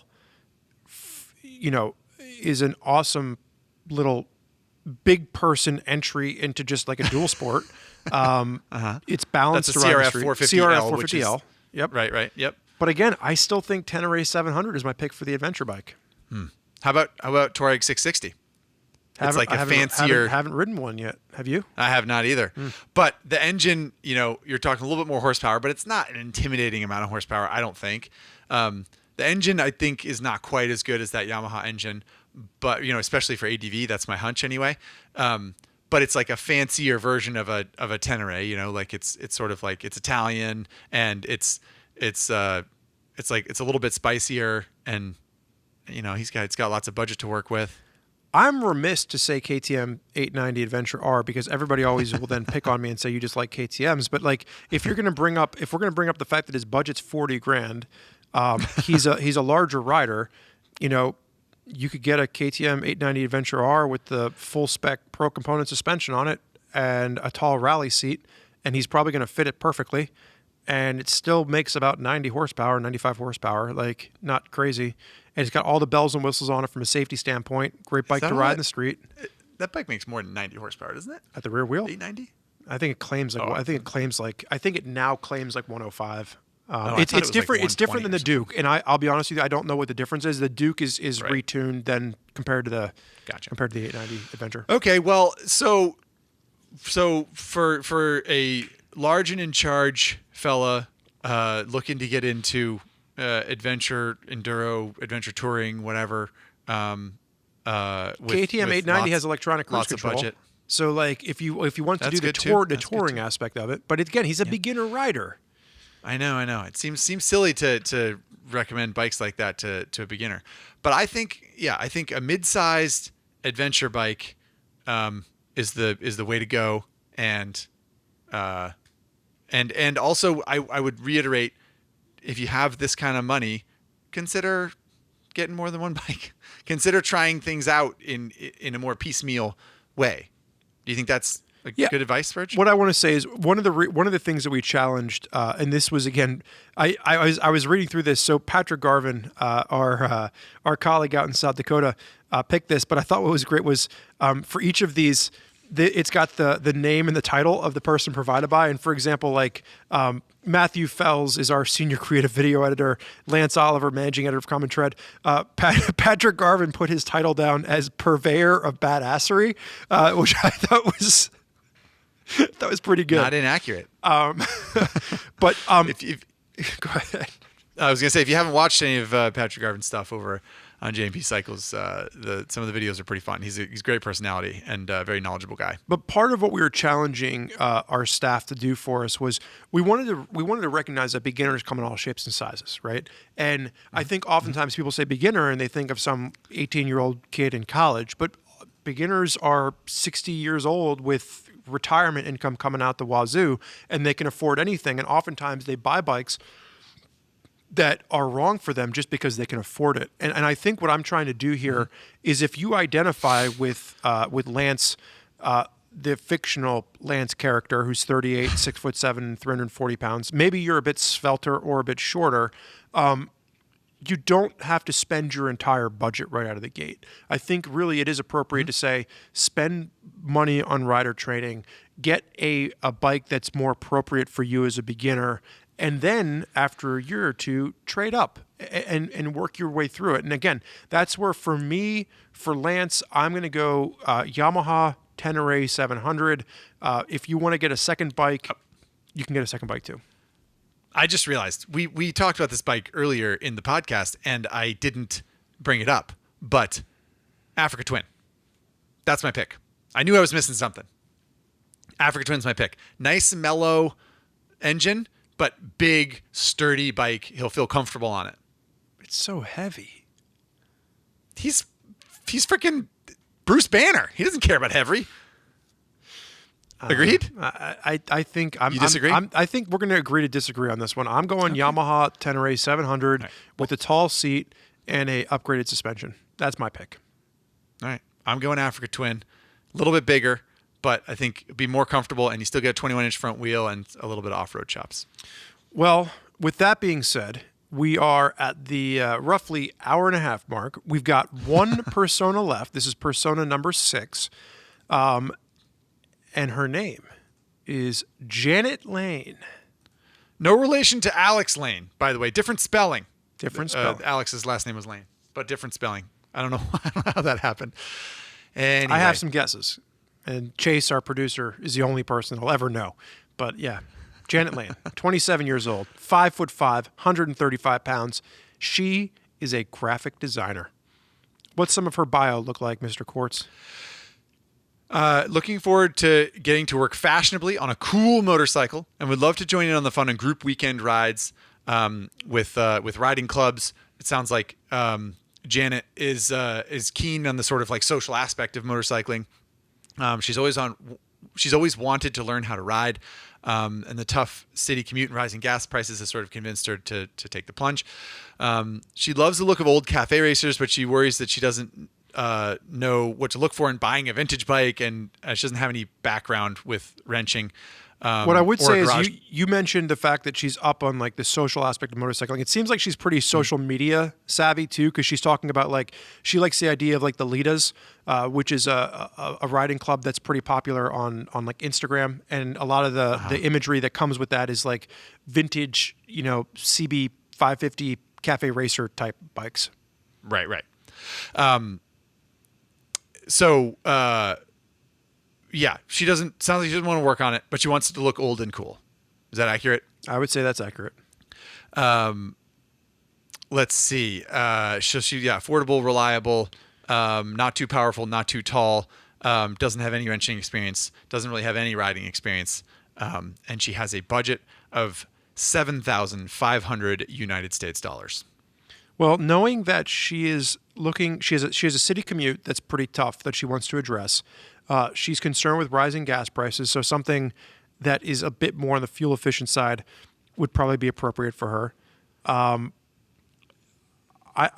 torn on this because her budget would allow her to get into something like a used street twin, from Triumph, which would give her the look that she's going for. Yep. I just worry that even at she's 5'5", 135 pounds, I just think a used street twin is still going to be a bit on the big side for her as a first bike. Yeah. I think that's fair. So find the nexus of small and retro in your head. What are you coming up with? Royal Enfield Meteor 350. Yeah, kind of like. She doesn't want too powerful. She doesn't want too tall. She is only concerned with that classic look. I think a Meteor 350 is probably better than like a Suzuki TU 250X. What options do we have? It's just a little dorky, that Meteor 350. It's not the classic look that I think someone of Janet's caliber is after. Myself. Are you Googling a picture of it? I'm going to Google it. I remember Andy did the article, and I remember thinking, like, it looked okay. Yeah, you're right. I mean, it's a little bit more. I mean, but it's got kind of like that small Sportster look to it, right? Like, yeah, it does. Yeah, small Sportster is a good way to put it. It's a little cruisery and kind of it's not really, if someone who's into cafe racers, I don't know that they would look at a Meteor and be like, yeah, but nice. I'm guessing like old cafe racers, she might be looking at classic Sportsters. She might be like a Sportster with like kind of a low bar on it or something like that. Like, I don't know. I think a 350 Meteor could be an option for her. What about a Ducati Scrambler 62? That's the 400? Correct. It's like the sleeve down, smaller engine, but it still looks like a Ducati Scrambler. How much does that cost? Isn't it still expensive? I don't know. No. I don't think it's more than $7,500, is it? I thought new it was like $8,000. I thought that the whole thing with that bike was that it was really expensive for what it was from a displacement standpoint. I could be wrong. Well, I've you're been describing wrong Ducatis in general, I think, right now. But the point is, I feel like even if it was used, that would be something, maybe, right? Maybe. Yeah, I can see that. I think it weighs a lot. I don't know. I'm trying to keep in mind, like, not too powerful, not too tall. That probably means if she's worried about it being not too tall, really what she's telling us is that it can't feel heavy, right? Because oftentimes tall means I can't get my feet on the ground. I'm not comfortable. The bike feels like it's going to tip over, and I think weight comes into that to play a little bit as well. I don't think you're wrong about that. It's you can get it with a 30-inch seat height though. You can get a low seat, 30.3 inches. That's the same height as a Grom, basically. Okay. That's what's the price? What's the price on this? I have not been able to find the price on the Ducati website. Are you surprised? For those of you listening that have never ventured over the Ducati website, they hide their prices like Easter eggs on Sunday morning, and you just really have to scramble for them. So I'm just going to ask Google how much it costs. $79.95 is what our producer Chase is holding up for $8,000 for a brand new one. $8,000. Okay, so you'd have to get it used, Janet. I don't know, and that's a whole other thing. But if you might be able to. What's the weight? So 41 horsepower, 400cc engine. Very reasonable, right? Very reasonable. I can tell Spurge hates what a good choice this is. He hates it. I don't hate it. I just think it still seems. I still think it seems like it might be for the money. For the money, it just might be a little bit much, and knowing that she's got a budget of $7,500, what if she buys a Meteor 350 first and then trades up into something that, I mean, $8,000 for 40 horsepower is just, that's an extra $3,000 over a Ninja or a Z400. Yeah, but it looks so much cooler. You can't show up to a retro bike club ride thing on a Z400. They'll be like, what is this alien spacecraft and how did it land here?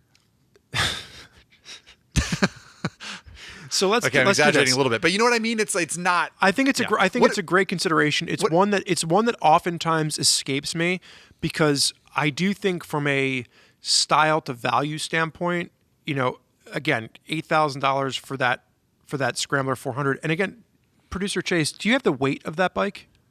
Just from it's 400 pounds. Is it 400 pounds? The Scrambler? For the Scrambler? So that's not bad. Yeah. That's not bad. But it's not bad. Just by comparison, the Royal Enfield Meteor 350 which is uglier. $4,400. That's very cheap. $4,400. So I will raise you your Meteor 350 and bring up again the CB300R. The neoclassic CB300R. It's too sporty. It's too sporty. What? It's too sporty for that crowd. It's got a round headlight. I think I don't think that's the look. I don't think that's the look that Janet Lane is going for. Yeah. Maybe Janet needs an air cooled. She wants fins on the engine. That would be fair. But I would argue that it's not full on retro, but it's like it's neoclassic. Got a round headlight. Got a little bit of a vintage look to it, and it's extremely approachable and a very polite little bike and very reasonably priced as well. I'm trying to think if there's. I'm just trying to think if there's anything else out there that we're missing. Because probably knowing us. But I'm thinking like Yamaha has the SCR 950, which I think is just too big for her. That's a heavy bike. Yeah, it's not a great bike either. But you could. Yeah. It's an okay bike for what she's trying to do. She's not looking at racing the thing. She just wants something that has some retro styling to it. I don't know. I thought the SCR 950 was just marketed wrong. I thought it was a pretty pleasant bike to ride. I just felt like they really screwed up the marketing because they tried to make it Scrambler-esque. And that wasn't the right call. I agree with that. All right. Well, listen. For the sake of letting the audience decide, if you are someone that identifies with Janet Lane, you're in your mid to late 20s. You're, a graphic designer, maybe your first or second professional job out of college. You live in a city. You like the idea of what you're seeing on social media with motorcycles. You identify with, that kind of historic look of a motorcycle. You just don't want to be wrenching on yours all the time. Knowing that a Street Twin is now $10,000-ish, north of the upside of $9,000, and that's just too much money for you to spend. I would say if you want to, and your budget is $7,500, if you want to run to the top end of your budget, a Ducati Scrambler 62, like Zach said, used probably, maybe you find a great deal left over on one of those, would be an option for your top of the budget. And then if you want something that is half of that cost and still gives you some pretty cool retro lines, it's still an approachable little machine, then the Royal Enfield Meteor 350 at around $4,400 would be another great option. And then the audience can decide which is right for them and their style, desires, and their wallet. Right. You can write in and tell us why you think a Hayabusa is the right choice for this particular individual. For those of you that have been listening to this entire podcast so far, you've made it with us to 144 minutes in. That's 1 hour and 44 minutes in. That works. A Hayabusa is a very large production sport bike. And the joke that Zach and I are constantly making back and forth at each other is the fact that that really isn't an appropriate bike for anyone. Yeah. I can't believe they sell them to people. Cool bike, though. That seems like a good place to end, doesn't it? Well, I mean, we're going to end with the fact that we now get to move on to the viewer and listener comments. So hopefully that was fun for you folks. Hopefully if you are a beginner rider that listens to the podcast, and we actually get a lot of emails from folks that do listen to High Side, Low Side and don't actually ride a motorcycle. They're interested in it. They're on the fringe and they're thinking about jumping into the pool or perhaps dipping their toe into the water. They like what they learn here. Hopefully you learned something from this. And if you are already a motorcyclist, hopefully you just enjoyed listening along. And now you're arming yourself in the comment section to disagree with everything that Zach and I just said. Right. You're cracking your knuckles and you're like, these idiots. I've got some opinions of my own. 1999 something. Okay. Let's move on to the final segment of High Side, Low Side, where we read our viewer and listener comments out loud, and we debate some of the things that you, the audience, has to say for Zach and I. And if you have comments that you'd like to send over to us, you can always shoot us an email to highsidelowside@revzilla.com. If you're not watching this on YouTube, where you can just throw comments in below, do send us an email. Zach and I do try to read all the emails that you send us. We don't always get to respond to everybody, but we do try to pick certain comments out and then read them on the air like we're about to do right now. You want to take the first one? The first one is from Moto Remy, and this comes from the best era of motorcycling, High Side, Low Side Live. We did a live episode that released back in December. The advantage of the hybrid motorcycle will be on mid to large displacement models where you can use the torque of an electric motor, and you'll always be able to run a mid-size engine at the most efficient RPM to generate power without needing it to be efficient in terms of both torque and horsepower across a wide range. So backing up for a second, while this comment did come in on the live episode, Zach, you had talked previously in Season 5 about there is a scooter now that is going to be, they're working on a hybrid scooter in Japan. Is that correct? Well, I think it's already for sale in Thailand, I believe. It's for sale in Thailand? Okay. PCX 160, I think. Okay. So what it sounds like Moto Remy is saying is, it sounds like he is excited about the ideas of hybrid motorcycling. He goes on to talk about the electric motor handles putting power to the road, and the engine is just generating electricity. And he goes into capacitors and efficient battery systems, and the way that they're designed. But frankly, I do think he has a point in the fact that, like, when you're thinking about hybrid motorcycling, if you go too far up on the performance spectrum, you're almost negating the point of a hybrid, because those bikes are so fuel efficient to begin with. I'm thinking like an MT10 that makes 30 miles to the gallon if they're lucky. Right. At that point, you might be getting it to 40 miles to the gallon. But what I do think is that if you're looking at a hybrid motorcycle, you're probably looking for fuel efficiency as a number one tool in your commute. And if you have a bike like an MT-07 that already gets, maybe 45 to 50 miles, to the gallon, if you're easy on the throttle, you might be able to eke out, 70 miles to the gallon. Or if you look at, like, what's the Honda the NC 700 or 750 now? NC 750. Yeah. Which is a bike that made 70 miles to the gallon to begin with. Now maybe you're getting 100 miles to the gallon. So what I would like to propose is a slightly different take on a hybrid motorcycle, which is not a hybrid in the sense that it is that the gas engine powers the wheels and the electric motor helps power the wheels. I'm thinking more like, what comes to mind is something more like the BMW i3 car or a Chevy Volt, which has an electric motor that drives the wheels, and then it has a gas engine that's basically just a generator. It doesn't power the. So considering how compact you can make a generator, essentially, what if you had an electric motorcycle that basically had a Honda EU 2000 generator in it? I mean, considering the amount of manufacturers from Japan that also make generators, this seems like it should be right on their radar.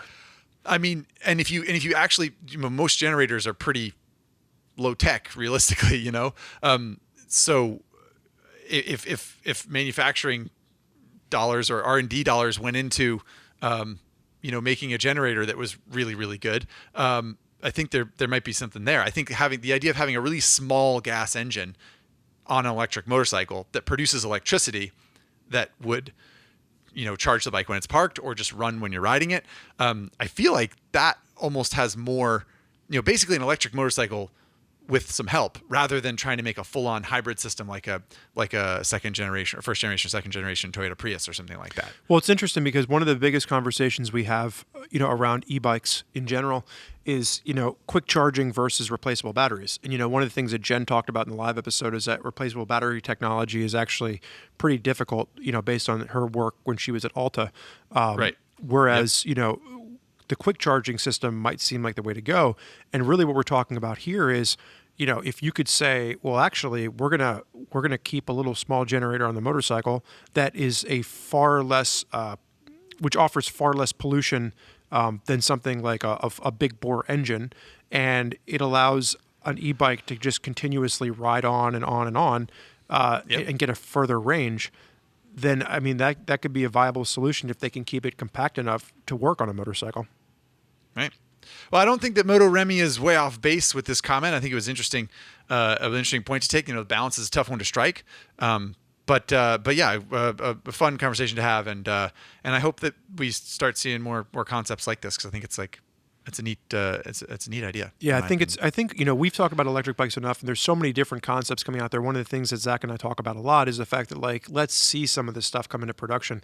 But I would imagine that in the next 5 to 10 years, the option for variety in e-bikes and hybrids and electric motorcycles in general is probably going to be pretty robust. So it's exciting to see what happens over the coming years. Indeed. Moving on to comment number 2, which is very on point for this episode. This comment comes from Matthias. I hope I'm saying that right. Matthias lives in Austria. Big fan of high side, low side. And Matthias says, should I get a 5-year-old big bike with 3 or 4 cylinders, or a smaller new bike with 2 cylinders for the same amount of money? So Matthias is generalizing in a big way here, but Matthias likes to use motorcycle on twisty roads, does not like to go off-road, prefers a comfortable seating position with good wind protection, would also use it as a daily rider as well as a weekend joyrider. So basically his suggestion is that he can get a slightly fancier bike with maybe 3 or 4 cylinders, maybe it has a little bit more power used, or he can get a new bike that's a little bit smaller and a less complicated engine, maybe 2 cylinders, for the same amount of money. What should he do? What he doesn't tell us is what his budget is and what his list of fears. Yeah. We should have had our producer Chase, yeah, exactly. program out his. Can comment. you copy this template, please? But I would say, Matthias, not knowing if you're a new rider or a rider that already has a motorcycle in the garage, I'm always one. Should I get a 5-year-old bike, 3 or 4 cylinders, or a brand new one? I'm always. I'm trying to think what bike would work for him. Starting there and kind of working backwards. Yeah. One of the people, one of the personas we covered today, I think mentioned something about wanting to get a used bike so that they didn't have to deal with depreciation. And I think if Matthias is up for it, shopping the used market is a better way to go, because then you're not limiting yourself to 2 or 3 or 4 cylinders or anything in particular. You're limiting yourself to what you can afford to spend and what you like the look of, right? I don't know. Does that make sense? Yep. So I'm gonna go out. I'm gonna make a call here. Matthias lives in Austria. There is a motorcycle that they make for the European market that they used to make for the American market that they no longer import. And I'm thinking of the fact that he's 5 years old with a 3 to 4 cylinder, which means he's okay. He's looking for a bike that's 5 years old. Matthias is not 5 years old. No, he's looking for a bike that's 5 years old. Sorry, right. Or a new one for the same amount of money. I don't necessarily think that you have to, if you're going for a new one, you have to go for a 2-cylinder motorcycle. I don't know if you could get a V-twin Ducati that costs godly amounts, whether it's new or used. But the bike that I'm thinking of, he likes to ride his motorcycle on twisty roads, prefers comfortable seating position with good wind protection. Wants to use a daily rider as well as weekends, so saddlebags are a must. Triumph Tiger 1050 Sport. Ooh. A bike that they used to have in America, they no longer do. For those of you that don't know what I'm talking about, 17-inch wheels, taller, kind of like an adventure bike, kind of a stance to it, but definitely a sport bike vibe. 5 inches roughly of suspension travel, very sporty engine, same one that was in the Speed Triple. Think of a poor man's Ducati Multistrada before they took the Multistrada and made it more of an enduro style bike. So that's where I'm thinking for Matthias. I don't think that's a bad. Point to make there. We don't know. We're not sure about budget here, but yeah, I think I would be remiss if I did not mention the Kawasaki versus 650. I think that's a great bike to ride to work. I think it's a great bike to take on twisty roads. It's affordable. It's reasonable. Excellent factory luggage. What about a Versys 1000? I mean, if he's looking at you can get those are a couple years old at this point. Yeah, no, surely. Yeah, you can get one from 2015 era-ish, something like that. That's actually a good bike. Not against it, but I think the 650 is a better bike in general. So you're thinking a small. So you're thinking smaller, new option, like a parallel twin, brand new. No, I still think he should go to the used market. Okay. I don't think he should buy new unless he has to have a warranty and he has to have all this other stuff. I think he should just get a used bike. It sounds like he knows what he's doing. Decide what you want, decide what your options are, and you think looks cool, and then chase that. So I think versus 650, yeah, you could get one new for the same price as some of the used bikes, but also, that doesn't change my recommendation. I think it's a cool bike, and if you want to get something new that's in that vein, I have not ridden it yet. I don't think Spurge has either, but the Triumph Tiger Sport 660, which is the Trident engine, the new Trident engine, 660 triple. But it's slightly more upright, a little more comfortable. That seems like it's going to be a pretty darn good daily rider and also sort of like weekend jaunt machine as well. I would agree with that. I think that bike looks a lot of fun. Looks like a lot of fun. I think, yeah. So again, Mateus, not knowing exactly what your full scenario is here, I think if you want something smaller, and you're okay with used, that's where the Versys 650 comes into play. If you want to go brand new and something smaller, that's where the Triumph 660 Tiger Sport comes into play. And again, because you are European and you probably have a few of these laying around, and you can go back pretty far. I think ABS was introduced on the Tiger 1050s back in like 2010, 2011-ish, somewhere around there. But there's a great used market out there for Tiger 1050 Sports, and that's just a heck of a bike. So if you're already riding something mid-sized and you're not a beginner and you want a little bit more power and pep in your step, that's a bike that I just don't think gets enough praise, especially in the U.S. market because they stopped importing them here. But it's a great bike. Indeed. I think that's it. All right, Spurge, let's let these people go, shall we? Goodness well, let's gracious. Just go ahead and say thank you to both Moto, Remy, and Mateus for shooting an email in. Again, if you want to shoot us an email, you can go ahead and do so to highsidelowside@revzilla.com. You can also leave us a comment on YouTube. And again, to all of those of you that have left us Apple Podcast reviews, we thank you. Zach, who were the winners today? Winners today were random nickname 1435768. That was Reluctant Girlfriend. And of course, Jaeger Dice. So please, both of you, send your t-shirt preference and mailing address to highsidelowside@revzilla.com. And as Spurgeon said, please subscribe. Please leave Apple Podcast reviews when you can. We so appreciate it. And with that, we have completed another episode of High Side, Low Side. We thank you for joining us today, as always, and we will catch you next time on the podcast. See you, everybody.